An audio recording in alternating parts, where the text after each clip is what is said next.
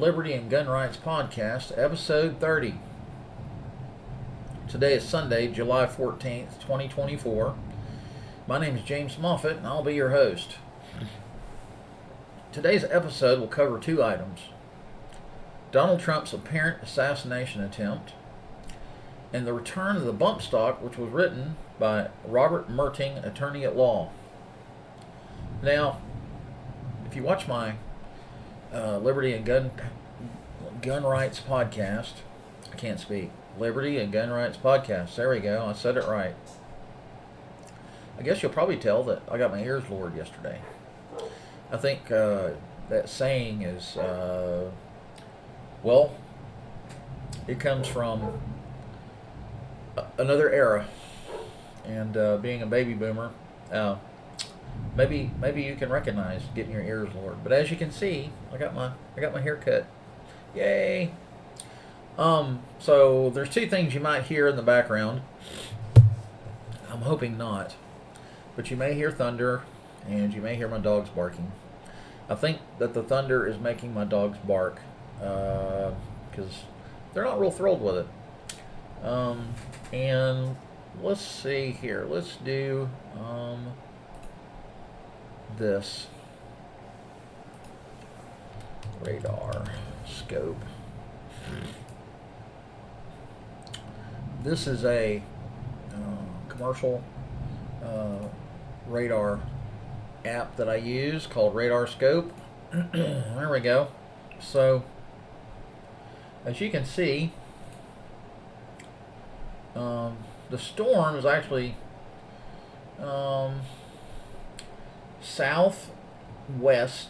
southeast of Goose Creek. We're up here in Goose Creek right here, and the storm's right over here, and it's just a pop-up thunderstorm, and as you can see, it's right on the outskirts of where we live. So I'm hoping that I can do this podcast episode without any problems, and I won't lose power or get hit by lightning, God forbid. So anyway, so much for that. So I will close that down and kill the display capture. There I am. So now let's get back to the podcast. I'm sure you were just as surprised as I was when you turned on the TV. Actually, iHeartRadio, my iHeartRadio app, sent me a notification of the apparent assassination attempt on former President Donald J. Trump. So, I know you've listened to all the talking heads ad nauseum, right? There's, a lot of conjecture, there's a lot of speculation. Some things have been discovered since last night, which I'll read to you here in a minute. What to know about Donald J. Trump's apparent assassination attempt. Butler, Pennsylvania. I guess yesterday afternoon, former President Trump was at a rally, a campaign rally, the last one before he goes to the Republican National Convention, which is this coming up week. So this is from the Washington AP, updated 12:57 p.m. Eastern Daylight Time, July 14th, 2024. More details are emerging after former President Donald J. Trump survived an apparent assassination attempt on Saturday, days before he becomes the official Republican presidential nominee. The Secret Service shot and killed the would-be assassin, identified as a 20-year-old from Pittsburgh, a Pittsburgh suburb not far from the campaign rally in Butler, Pennsylvania. One spectator was killed and two others were critically injured. Here's a look at what we know so far. What happened at the Trump rally shooting? The former president was showing off a chart of border crossing numbers when at least 5 shots were fired. Trump was seen holding his ear and got down on the ground. Agents quickly created a shield around him. When he finally stood, his face bloodied, he pumped his fist in the air to cheering supporters. Trump and his motorcade left the scene, and he was checked into a medical facility in Pennsylvania. He later flew to New Jersey, landing shortly after midnight at Newark Liberty International Airport. Trump released a statement on his Truth Social platform shortly after being whisked away from the rally, saying he was shot with a bullet that pierced the upper part of my right ear. Law enforcement officials have not confirmed Trump was hit with a bullet. I think somebody said, one of the talking heads yesterday said that it could have been a part of a piece of plexiglass that came off of the teleprompter that might have hit him. Either way, he did get injured. Why was Trump in Pennsylvania for a rally? Trump was holding his final rally before the Republican National Convention that begins Monday in Milwaukee. Pennsylvania is one of the most important states in the presidential race, and Trump has had at least 2 rallies in the state this year so far. Excuse me. I'd rather be taking a nap at this point than doing this podcast episode, I think. But I think this is important. And I know that you, my listening audience, would like to hear from me on a semi-regular basis, right? What do we know about the Trump rally shooter? Officials say Thomas Matthew Crooks of Bethel Park, Pennsylvania, opened fire from a rooftop outside the rally venue in Butler before he was killed by Secret Service. Now there's some conversation from ex-Secret Service or former Secret Service agents that have protected or been part of the presidential protection detail for current and former presidents and their families. And there's some questioning about how a rooftop that was at a strategic location, I think what they said, 137 yards away from the outdoor rally, presidential rally, campaign rally. They were wondering how that rooftop was not secured. And that's a good question. Why wasn't it? Maybe we'll never know. Anyway, bomb-making materials were found inside Crook's vehicle near the Trump rally and at his home, according to 2 officials who were not authorized to speak publicly and spoke to the Associated Press on condition of anonymity. Law enforcement recovered an AR-style rifle at the scene, according to a person familiar with the matter. The person who is not authorized to discuss details of the investigation. Was the shooter trying to assassinate Trump? An FBI official said late Saturday that a motive had not yet been determined.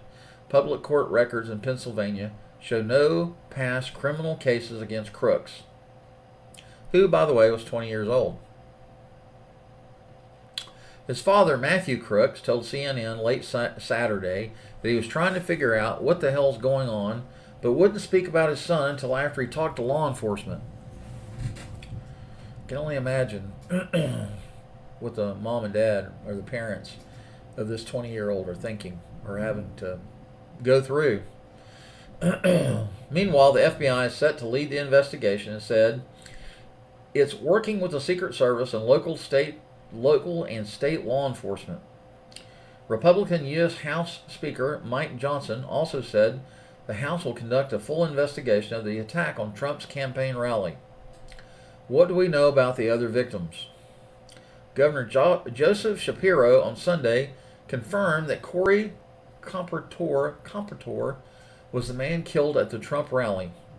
Corey died a hero, the governor said. Corey dove on his family to protect them last night. No information has been released about the 2 others injured at the rally. Officials have not released their names.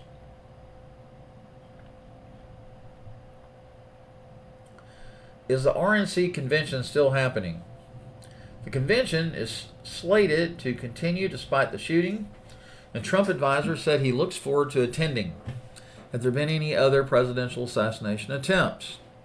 Saturday's attack was the most serious attempt to assassinate a president or presidential candidate since Ronald Reagan was shot in 1981, which, by the way, was 1 year after I graduated from Quinlan Independent School District, or Ford High School, which is in Quinlan, Texas, which is, I don't know, in northeast Texas, just southwest of Dallas, Texas.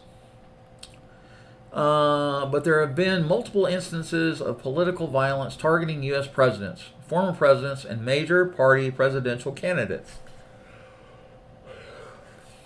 Excuse me. What has been the reaction to the shooting? The overall response from both political parties was one of gratitude that Trump wasn't hurt. Well, I wouldn't say that he wasn't hurt. He certainly had something go through the upper part of his right ear, and it bled.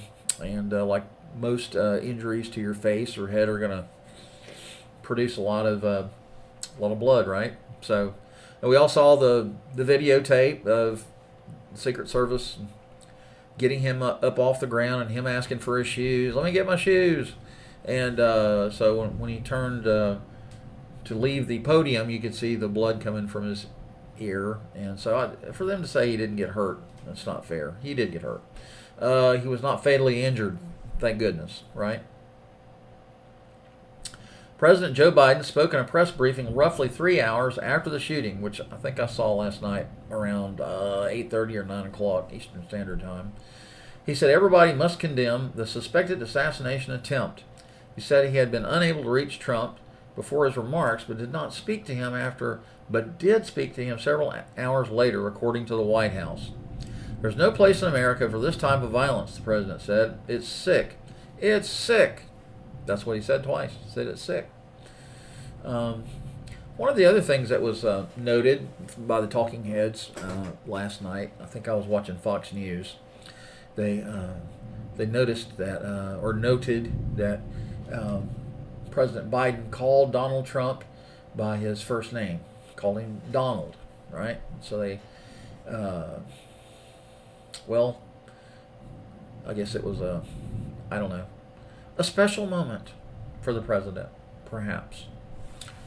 I don't know how special it was, but so yeah, there's a lot of speculation. There's going to be a lot of conjecture, a lot of speculation, a lot of guesswork. And President Biden said that he doesn't want to make any comments until the FBI and the Secret Service do their full investigation and they come to some understanding of what happened and why. What were the motives of this young man as he took aim at former President Donald J. Trump? Some would say that maybe it was planned. You know, there's a lot of conspiracy theories are floating around, and I wonder, was it planned? I especially wonder that. Uh-oh. I've got an alert going off. Danger, Will Robinson, danger. Severe thunderstorm warning in Berkeley County expires in 48 minutes. Okay. Well, we're not lost in space, and I know where the storm is, so I'm not going to worry about that too much. Yeah, I wonder why. I wonder if it was planned. I wonder, if I don't know. I think the biggest thing that we're all wondering is how could the Secret Service, local law enforcement, whoever, how could somebody not look to the right of where the rally was being held outside or outdoors and see the rooftops of those houses? I mean, yeah, so they were 137 yards away. Could somebody hit the president with a handheld pistol? Probably not. Could somebody hit the president with a AR styled rifle, long gun, with a .223 or .556 round? Yes, certainly he could, or they could. And so it's unspeakable that wasn't considered, or that during their advanced security assessment that the Secret Service does, why didn't they check that out? Why didn't they plan for that? Why didn't they put law enforcement in that area to make sure that somebody didn't get on the roof and take a pot shot at the president or a former president? I don't know. Like I said, we'll in the days to come, weeks to come, we'll hear more information about all of this. So I wasn't going to say anything on this podcast episode. However, I feel like it's a pretty important event. It's a sad event. It's a sad commentary on where we're at as a country, and we're certainly polarized. Democrats, Republicans, liberals versus conservatives, Joe Biden supporters versus Trump supporters, and violence is not the answer. Never has been the answer, never will be the answer. So anyway, now I'm going to talk about The Return of the Bump Stock, which was written by Robert Merting, attorney at law in the upstate of South Carolina. Robert Merting is on the board of directors for South Carolina Carry, and he's a pretty sharp fellow when it comes to gun laws and things of the sort rather. So I'm just going to read to you his article that he posted on his website. I thought it was something of interest that you may not be aware of. So the return of the bump stock, the 2018 lawsuit challenging the ATF's reclassification of bump stocks from plastic accessories to machine guns, has finally made its way to a Supreme Court decision. While some laws may take over a century to be struck down, this one only took 6 years. Practically lightning speed. I can't believe it's been 6 years. It seems like we have been just talking about the ban on bump stocks by the ATF. I guess time flies while you're having fun.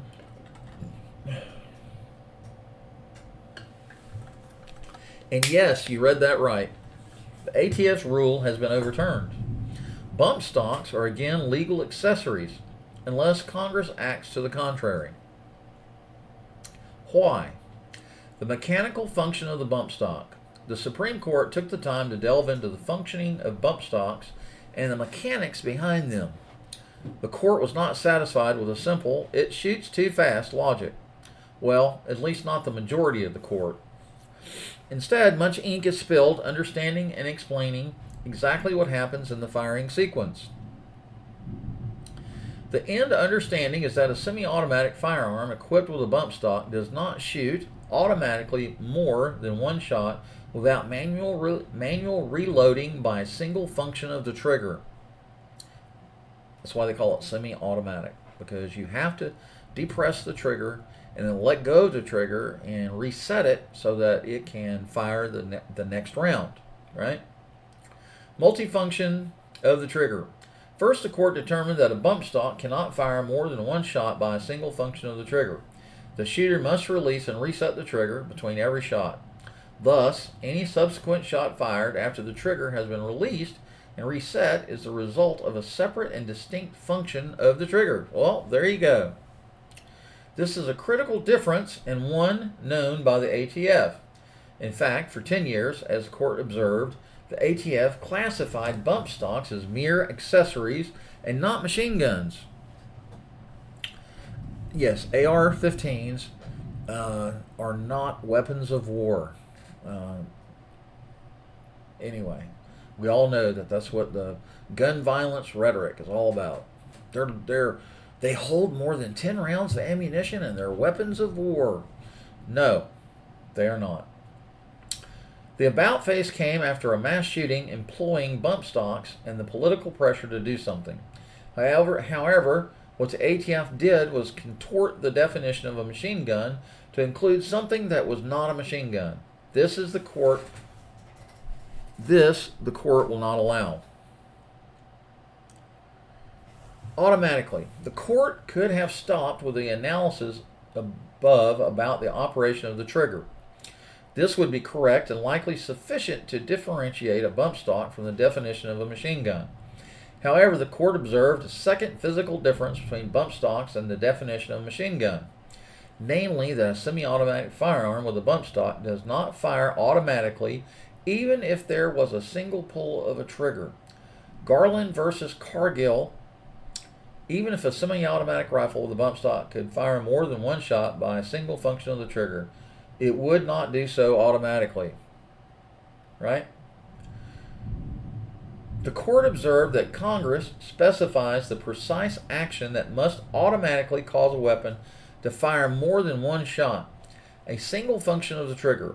If something more than a single function of the trigger is required to fire multiple shots, the weapon does not satisfy the statutory definition. What else is required of a bump stock to fire automatically?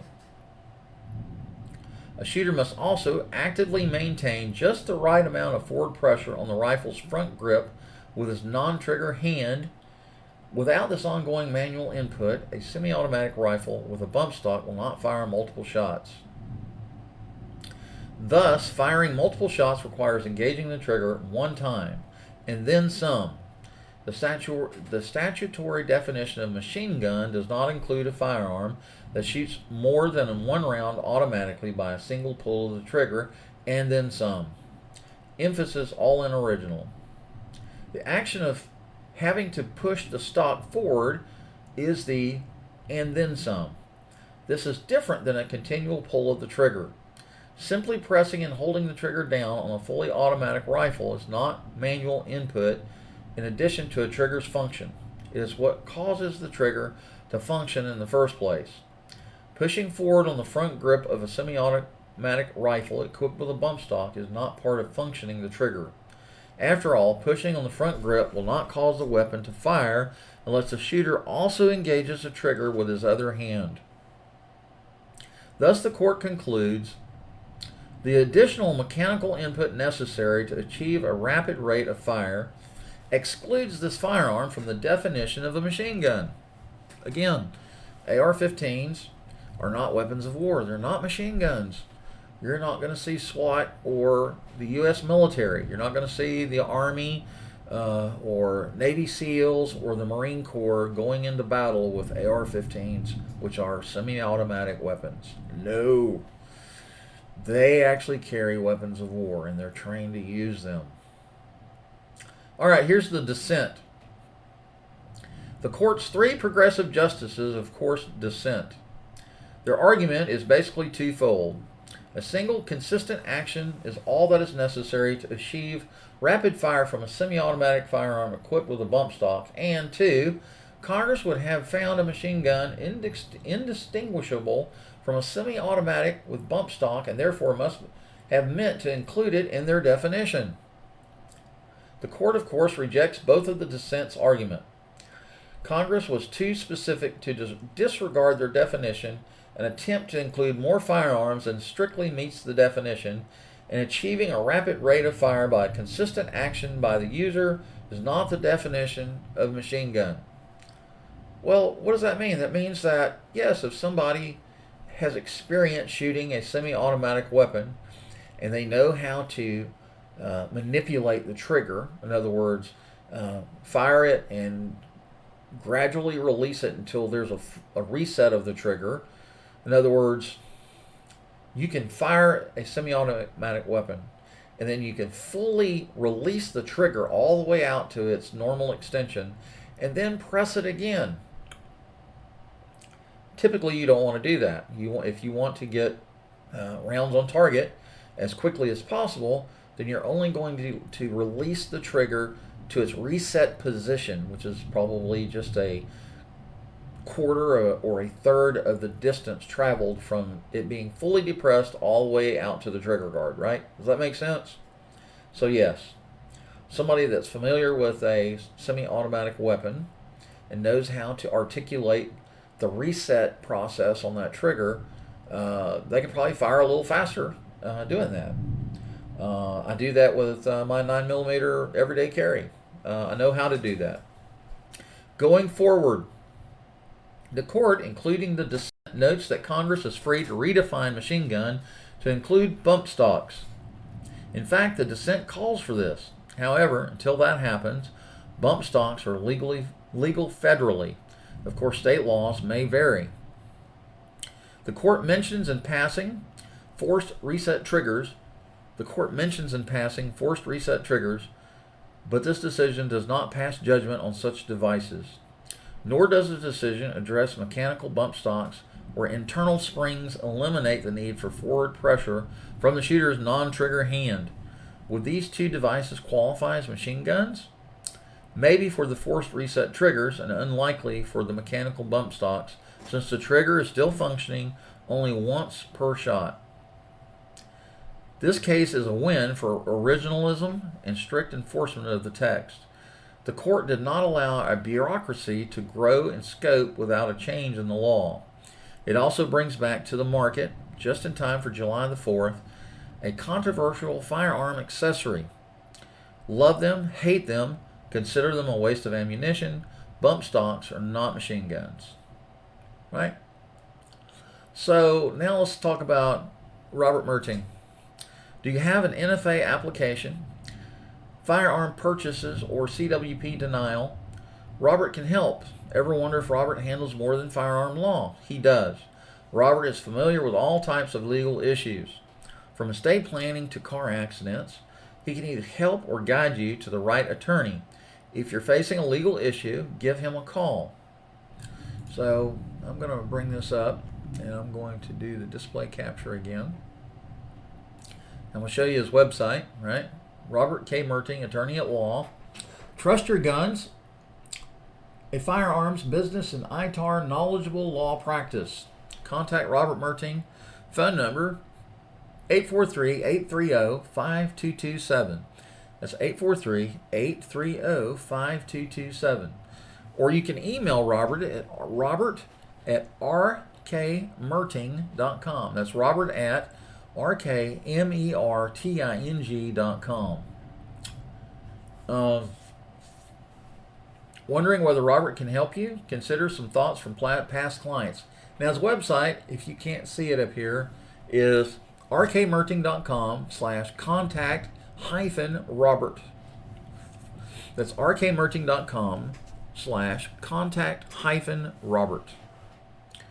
All right, so this contact form you see here, you can just go here, fill in your name, your email, your phone number, a concern, hit the drop down arrow, and I don't know why my website just did that. You hit the drop down arrow, and you'll see business law, estate planning, firearms, rights restoration, gun trust options, probate, and other. So you select one of those options, and then just type in a short message to Robert, and you click send, and off it goes, and you will get a return email or phone call or both from Robert K Merting from the upstate. Now obviously Robert Merting is an attorney at law here in South Carolina. He may practice law in other states as well. I don't know where he's licensed, but primarily this is a resource for people that live in the state of South Carolina. If you live outside of the state of South Carolina, then you might want to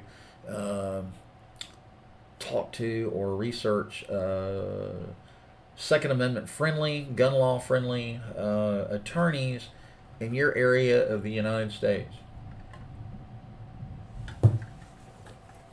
So, having said all of that, I'm going to turn that off so that you can see my beautiful face, right? This is going to be a short podcast episode. I just want to provide some kind of content on a weekly or semi-weekly basis. I don't have a lot of listeners in my listening audience, but I have some. I have some people that have subscribed, and for those of you that subscribe to this podcast, I want to thank you from the bottom of my heart. I appreciate you listening to the podcast episodes for sure. So thank you for the privilege of your time. Our podcast is hosted on Amazon Music, iHeartRadio, and Spotify. That's Amazon Music, iHeartRadio, and Spotify. Be sure to share our podcast with your Second Amendment friends, family, and coworkers. You can contact us at Liberty Gun Rights Podcast at proton.me. And before I let you go, I want to let you know that you can also keep up with my, YouTube. You can keep up with the podcast episodes on my YouTube channel as well. And let's see if I can get to it quickly. View your channel. And let's see, here we go. So I'm going to turn this on again. So here's my YouTube channel. It's youtube.com/@James Moffat. That's youtube.com/@James Moffat. And you can see all of my Liberty and Gun Rights podcast episodes that I have uploaded to the to my YouTube channel. Every time I create a new episode, the RSS feed will update my YouTube channel, and you'll be notified if you subscribe to my YouTube channel. You'll be notified of the new podcast episode. You can listen to it straight from my YouTube channel. You can't watch the full video episode unless you go to Spotify or one of these other locations that I told you about, which is Amazon Music, iHeartRadio. So anyway, thank you for listening to today's episode, and I hope you have a good week, and I will talk to you later. Bye-bye.